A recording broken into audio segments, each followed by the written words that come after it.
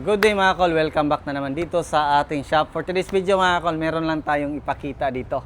Merong nagpadala sa atin ng storage box with quick release. Pinadala to ni Camp Depot PH. Check natin kung ano yung setup nito. Napakaganda, kita natin. Napakalaki ng box na to mga kol. Tapos pakita natin dito. Pakita natin yung quick release nya. Ayan.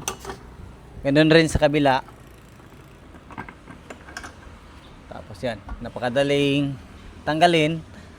Tapos ito naman yung loob ng box. Yan. Yan, napakalawak. So napakaraming pwede natin ilagay dito. So, mahirap din siyang pasukin ng tubig mga kol kasi naka-curving dito. Tapos dito siya papasok.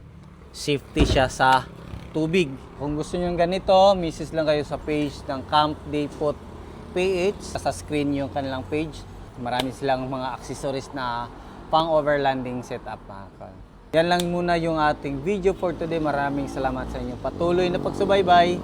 Sa bago lang sa ating Facebook page, like, share, and follow mga kol. Maraming salamat, ingat, and God bless sa ating lahat. Bye bye.